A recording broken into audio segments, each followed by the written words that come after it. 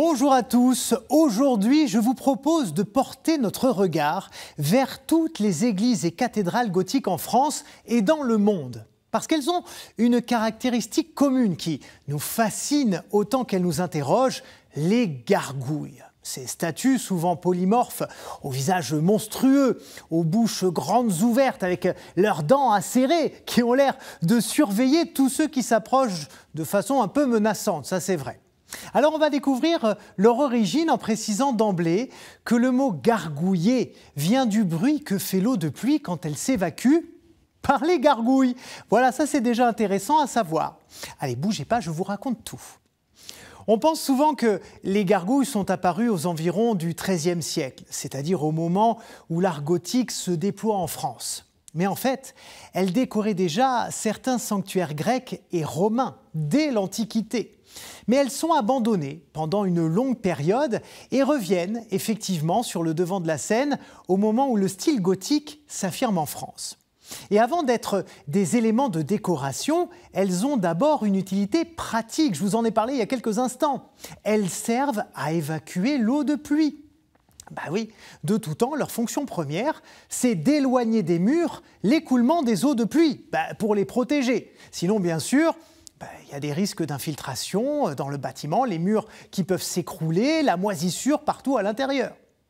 Du coup, quitte à faire dépasser des tuiles ou des pierres du toit, eh bien on décide tout simplement de les sculpter. Mais alors, pourquoi on choisit de représenter des sortes de monstres ? Eh bien, une légende raconte qu'au 7e siècle, un dragon du nom de Gargouille vivait dans des marécages autour de Rouen.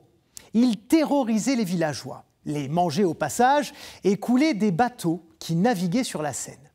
Personne n'osait l'affronter, jusqu'à ce qu'on fasse appel à Romain, l'évêque de Rouen. Il se présente face à la bête et, grâce à l'aide de Dieu, la soumet avec un signe de croix. Romain la ramène ensuite sur la place publique de Rouen et la brûle devant tous ses habitants. Mais étonnamment, la tête et le cou du dragon ne partent pas en fumée. Ils se pétrifient. On décide alors de les exposer sur les remparts de la ville, servant ainsi de modèle aux futures gouttières qui prennent le nom de gargouilles en référence à cette bête. Ah, c'est épique, hein, on se croirait presque dans Le Seigneur des Gargouilles. Mais ce n'est qu'une histoire, les amis. Parce que le mot vient en fait de l'onomatopée gargue, qui signifie gorge, et de l'ancien français goule, la gueule. Alors, pourquoi ces monstres bizarres précisément ? D'abord, je voudrais lever un préjugé qu'on a souvent. Les romantiques du 19e siècle ont diffusé l'idée selon laquelle le Moyen-Âge était une période de superstition extrême et de religiosité violente, presque insensée. Selon eux, la forme effrayante et menaçante des gargouilles, qui évoquaient le mal et les démons, servait à éloigner les autres démons des édifices religieux, un peu comme des amulettes de protection.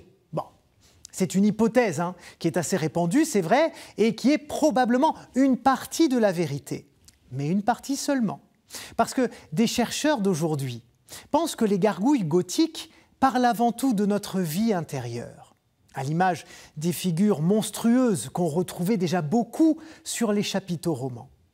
Les griffons, par exemple, ce mélange de divers animaux, représentent symboliquement l'animal étonnant que nous sommes. Au passage, notez que les figures monstrueuses qui ne sont pas destinées à l'évacuation de l'eau des toits ne s'appellent pas des gargouilles, mais des chimères. Les gargouilles et les chimères matérialisent en fait le combat qui est le nôtre au quotidien, pour maîtriser cette partie sauvage de notre être, pour trouver un équilibre spirituel et cheminer vers Dieu. Et elles nous disent aussi que le salut se cherche justement dans le lieu saint qu'elles protègent, l'église ou la cathédrale.